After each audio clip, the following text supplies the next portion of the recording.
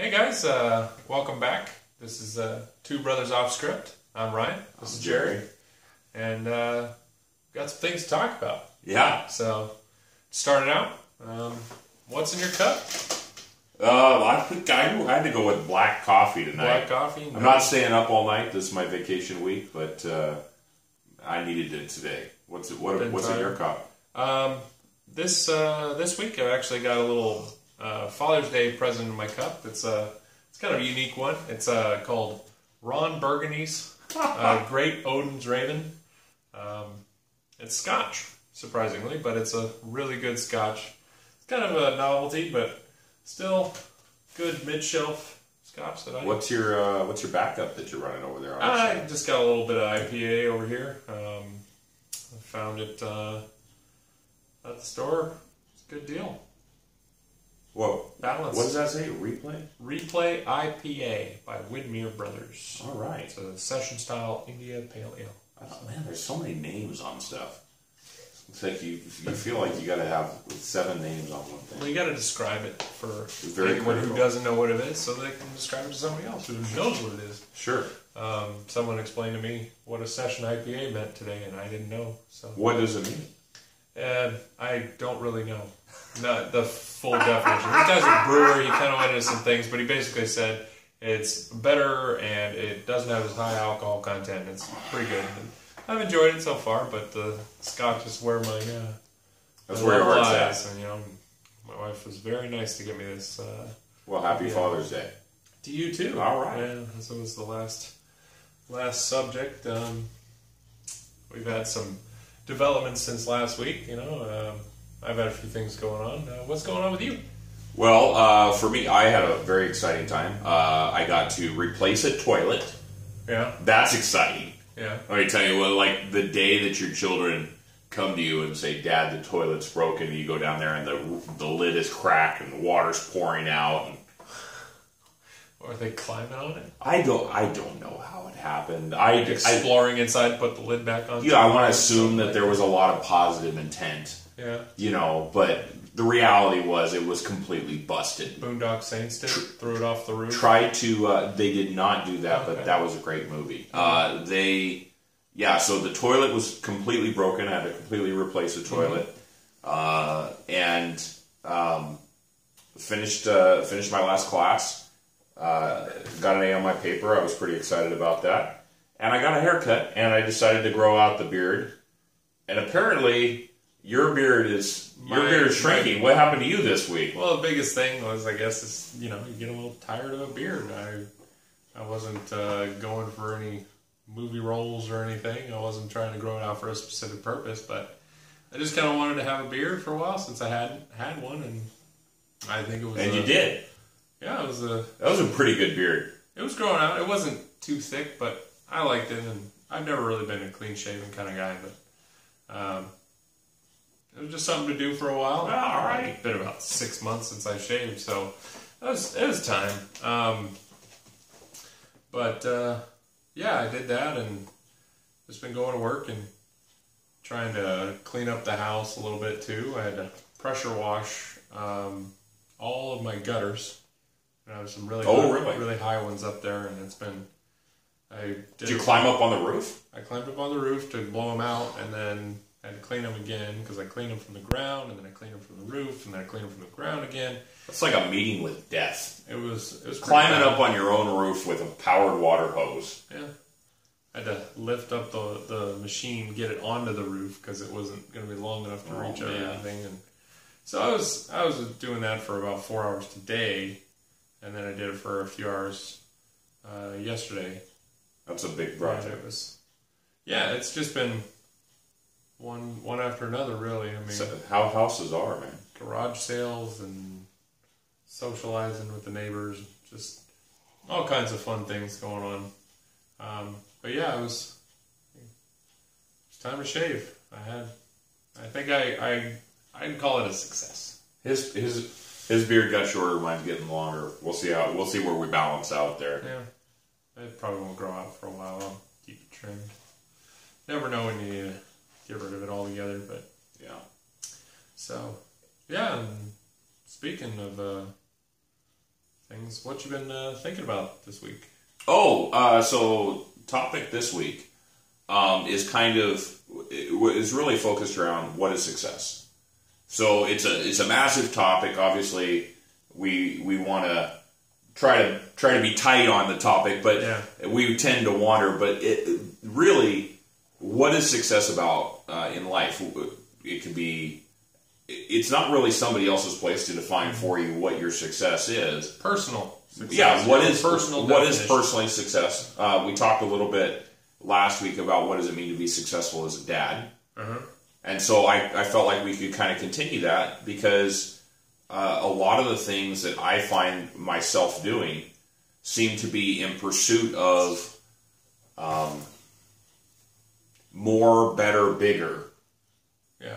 And biggering and biggering. Biggering and biggering, as we talked about, as the Lorax would say. Yeah. And I feel like there's some wisdom in understanding that you can be happy with less in a lot of situations. Well, you got rid of a massive amount of personal possession just when you moved out here. Right. And then in the process, you've been continually downsizing everything so that you can kind of keep the things that are most important, that mean the most to you. And like I'm not there yet, but I'm in the acquisition stage of my marriage and upbringing children and just getting a house, getting cars and stuff like that. And that's part of the success trend or the peak, I guess, if you can call it that, is because it's at some point you can plateau in success, and branch out to other things, or you can continue to try and achieve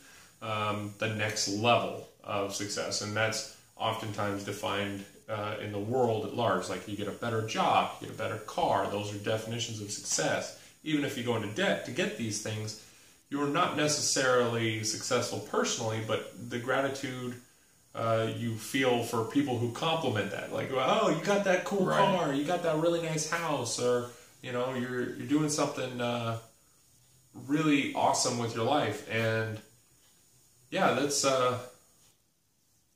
that's like the definition, if you could call it that. Well, I certainly hear what you're saying. I mean, I think about the car issue, like just to take the car issue or the cell phone issue. It's so easy to say, well, this car's a little run down. Mm-hmm. We need a different car. And then all your friends and family, oh, you got a new car. Oh, that's so cool. Oh, you got a new job. Oh, that's so cool. Tell me about your new job. And all of a sudden, you've got stories to tell. And people are interested in what's happening with you. And people are wanting to talk to you about what's going on. And then at the same time, that kind of reinforces that idea that whatever you were previously doing, it was okay. Right. But it's not as good as the new thing. Right. And yet, especially for me, having, I've changed jobs a lot of times. But was it necessary? Or was it to get to the next level? I feel like all of the job changes that I've made were necessary job changes. With the possible exception of leaving the Navy at 6 years. I feel like I certainly could have stayed in longer but it's hard to have a family in the military. There's lots of people that do it, but it's very hard on a family to move that much and do that. But I ended up moving a lot anyway, as it was. I ended up working a lot of hours as it was. Mm-hmm. So, for the most part, though, I've changed a lot of jobs. And this idea, like, the grass is greener, I guess kind of goes with success. Yeah. People say, oh, the grass is greener on the other side. And some people say, yeah, the grass is greener on the other side because there's more manure. And some people say, yeah, the grass is greener on the other side because where you're at is terrible. Yeah. And so you can be dissatisfied with wherever you're at today, and yet be pursuing this future better, always better thing. But is it your definition of success, or is it someone else's? Is there I think it's really easy to let other people define that for you. Yeah. It's hard to resist that. Mm-hmm.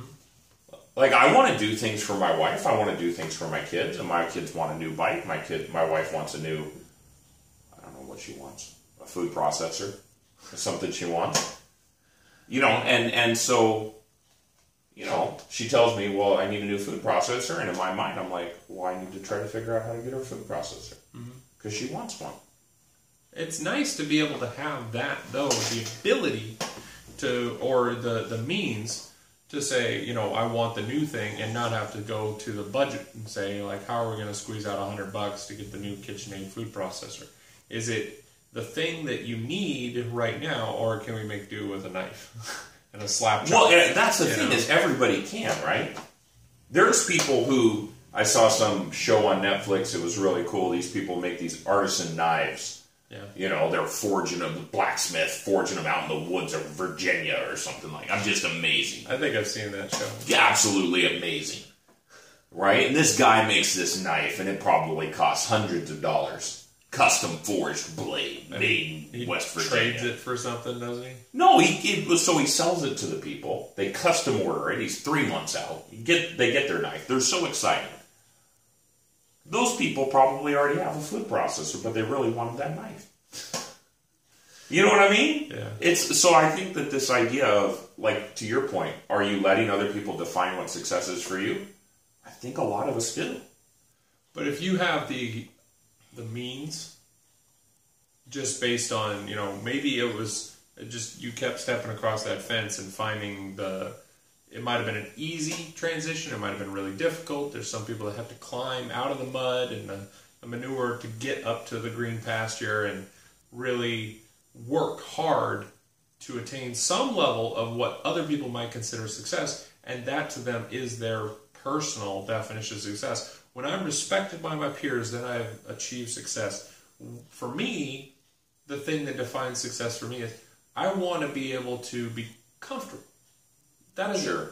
I don't want to have to worry about where the next dollar's coming from. I don't want to have to worry about whether or not my job is going to be there for me the next day, or if I have enough gas in my car to get to that job, or to get to the next job, or to pay my bills and have my electricity come on. You know, these are the things that I don't want to worry about. And so success for me in comfort comes from having enough. Yeah. I want to be able to go out and buy the thing that I want when I see it on TV and it's flashy and I like it and it's a possession that I want to acquire, or the tool that I need to do the job. But it doesn't have anything to do with what other people are telling me. It has everything to do with what I'm wanting. You're right. I guess it's a comfortable minimum. No, I feel like that's a good thing. Something's kind of, as you're talking about this, though, something's really kind of coming through to me, and I want to kind of get your reaction on that. One of the things I feel is a failure, and I've certainly participated in this as well, and I try not to, but I feel like I fail in this area, is when somebody tells you that they're excited about something that just happened in their life, and the first thing you do is tell them the story about how this new thing that happened in your life is better. Oh yeah, you know what I'm talking about? The constant one-upmanship. The one-upmanship, right? It's not intentional. It's just like, but it's busted. It's my dad is stronger than your dad. Yeah, it is. But it's like, hey, we got new kitchen counters. I'm so excited. We got new tile kitchen counters, and the other person's like, yeah, well, I got granite tile kitchen counters, and the third guy's like, well, I've got slate kitchen counters. And the fourth guy's like, yeah, my kitchen counters are solid gold and blessed by the Catholic Pope. Right? I mean, it's like, what? No, be happy for the first guy, you jerk. Yeah. Stop. And I've done that. I've been like, oh, hey. I don't know if it's my kid graduated first grade, and I'm like, oh, my first grader can read. You know, right. Like a champ. I don't think that that's a bad thing necessarily, but I don't think that people view it necessarily as one-upmanship. It's, in order to be in a conversation with someone, you have to contribute something. If your conversation is about personal matters, like I'm really sad about my friend, he's sick, I'm really my girlfriend broke up with me or something like that, and I really feel bad about it. The person doesn't say, oh yeah, my dog died. I mean, there are those people who say that. There are people who say, happened, yeah, when my best friend was dying of cancer and their eyeball fell out, Like, I'm sure that's happened to people. it does. Well, I mean, it's like you and I know people who have passed away from cancer. It's not fun, right? But and I'm not trying to make light of that. But what I'm saying is like the idea that somehow maybe it's the insecurity. Your own. Do you think it's insecurity that people just want to be at the center of attention? It is part of human nature. To one up each other? It's not even a feeling of one-upmanship, though. Do you feel success after, you've made the person who was crying feel bad for you? No. Exactly. It's not one-upmanship. And it is, by definition, one-upmanship because you're saying the next worst thing that you're personally involved in. But if two people, like if you and me were standing at their deathbed and we both knew the person equally, would we be able to one-up each other at that point? Probably not. Probably not. So there'd be no success in that. You're literally just trying to participate in a conversation, and the only way you can participate in a negative conversation is be more negative. You've got a positive to talk about, I've got another positive to talk about. I think there's another way, though. This is my pitch. I think that the other way to do this is to say, first of all, to recognize that it's happening, to recognize our own inclination to do it to people. And then instead of telling your story in that moment, instead of saying, you got a new job, I got 2 new jobs because I'm awesome. Or instead of doing, broke and you need a lot of money, right? Instead of doing that, say, I'm really excited for you. How did you do that? That's really let cool. them expound upon. Yeah, let them have the moment. Third week in a row. Looks like we had a little bit of a drop out there, but this time it wasn't because we went too long. It was just failure of equipment. As you were saying, it's really important for people to be able to communicate with another person without feeling like, hey, I'm going to get into a competition here, and right. I feel like that does happen to me. I know it's obviously happened to you from your passion about the subject, but absolutely, yeah. We've got the rest of our lives to share with the success that we are able to get for ourselves, and hopefully we're able to share that with the people that we love and we want to have around us. And if your definition of success and my definition of success are different, it's not that bad, because at the end of the day, we're always going to be able to say, like, I'm going home. I'm not living on the street. I'm not living in poverty. I'm able to help some people, or I'm able to be comfortable, as is my goal. My personal definition of success. I want to be comfortable in my life, and I mean, if I had to say that was my definition, that's it. I just don't want to have to struggle to make ends meet or work 2 jobs or something like that. I want to be able to just enjoy my scotch and whenever I feel like it, What do you think for you has kind of set that as your bar? I mean, you've dealt with some of those frustrations in terms of I've been changing jobs and stuff like what set that for you? Like, that's your goal now. What do you think is it's been my goal for a really long time, and I'm still not there. I mean, there's still some things that need to be taken care of in my life, and raises are always nice, but no, it was a good portion of it is having a family, having a kid of my own. It's like, if that little boy has to grow up, like, oh, daddy's not home again tonight, he's working the second shift, maybe we'll see him tomorrow or something like that, then that's hard. Then I don't want that. I'll live in a small house, I'll live in an apartment, I'll make ends meet, and I'll be comfortable. I don't need a big TV, I don't need a fancy new cell phone, I don't need these things. I want them. Sure. Because the comforts in my life is like when I get to cuddle with the family, and we get to watch the Minions movie or Despicable Me or something like that again. 15th time. Whatever. It's a good movie. It's funny. I like it. Gets old. It gets old. They all do.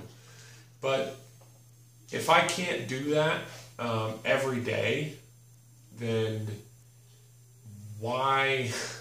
You know, what's the point? You know, like if I'm not in the military, I don't go under deployment, I don't get to not see my family for 6 months or something, and then, you know, not know if I'm actually going to come home to them, and I feel bad for the people who have to do that. You know, thank you for your service if you're watching, but we are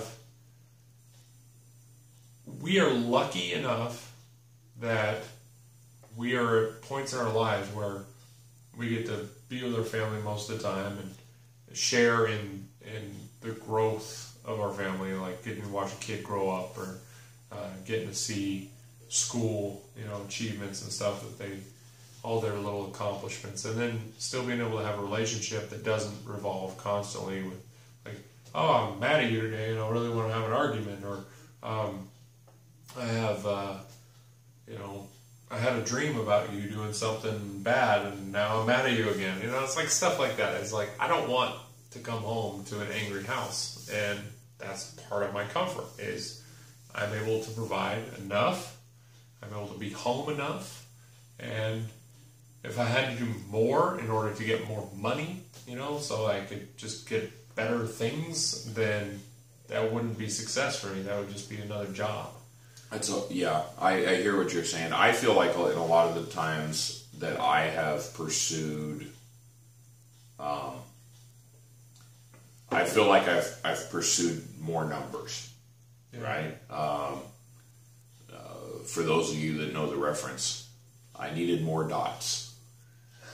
I needed more things to make the numbers go up, and so I pursued longer hours, and I pursued more education, and I pursued more things, not because they made me feel better, but because I felt like in the long run, maybe that sacrifice would give my kids a better opportunity, maybe it would give them, you know, a more comfortable house. And I kind of, in my head, I thought, well, if I'm uncomfortable, but in the long run, I've provided, I've built the infrastructure, I've built the network to be able to provide for my family at a certain level, then that's worth the trade-off of me being uncomfortable.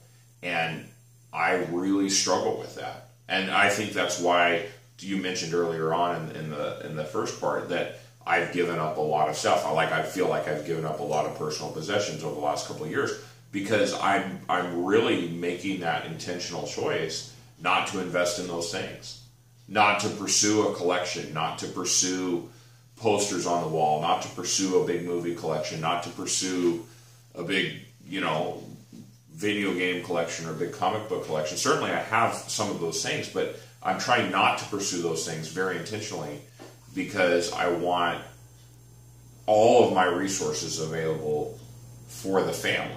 And sometimes that means I'm uncomfortable. Sometimes that means I don't get very much sleep before I go to work. Sometimes it means I have to tell the kids, hey, I love you, but I got to go to work.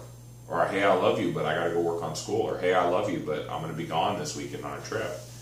And I've really struggled with those choices. And I'm not convinced that I've made the right decision in every situation, even though I don't think you ever can be.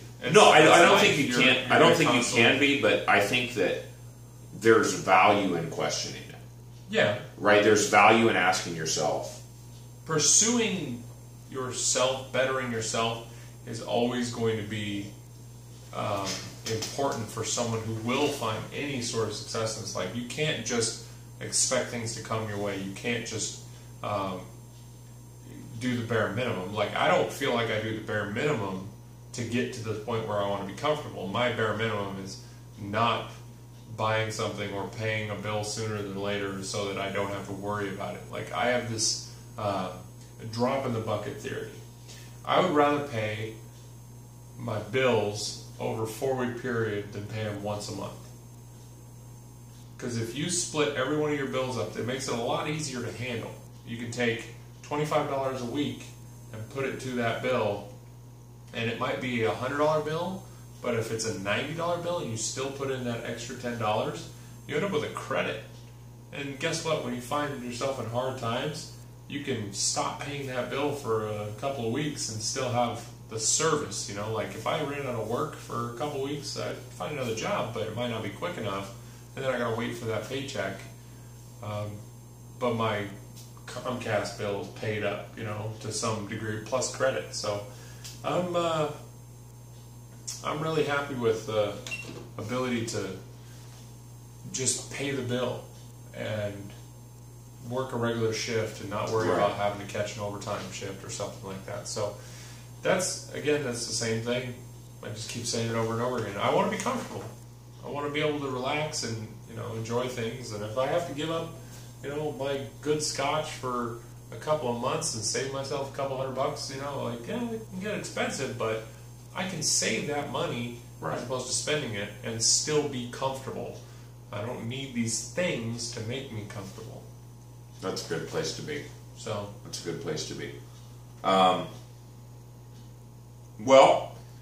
I suppose my final thoughts, kind of on the topic, are that success is very much a personal.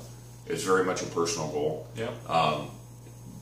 Try not to let other people define for you what your success is. If you want to mirror somebody who has clearly gained some level of success, then try, but don't make it your only. Don't make it your only goal, and understand why you're doing it. Yeah. Right? Understand why you're pursuing that thing, that position, that title, that relationship. Understand why you're doing that before you embark on the journey. And then also in your relationships with other people, to very intentionally celebrate their success with them. I think it builds better relationships in every single way. I think, no, I'm just kidding. Not one up in you. We seem to be turning into a self-help channel to some degree, but I think that this is a conversational style that appeals to us. We're in kind of similar situations. We're both homeowners with kids and family problems and sometimes family success, and everything is pretty normal. And to talk to somebody about a normal subject, in a way that makes it interesting or something somebody else might want to look at is good. And maybe our perspective helps you get a handle on something, or maybe somebody who's going through an issue that might want to talk about it or listen to what we have to say. So if these are the things that interest you, keep coming back. And if you really like it, go ahead and share it with somebody else. I mean, that's what this whole thing's about, I guess. Absolutely. We can talk in a Denny's all night long, or we can talk to you guys and make something out of it. Yeah. Not just ramble on about how things need to be different in the world. And if they could be, and we can make a difference, then that's what we'll do. Absolutely. So, thanks for watching. Thanks. We'll see you next time. Have a good week.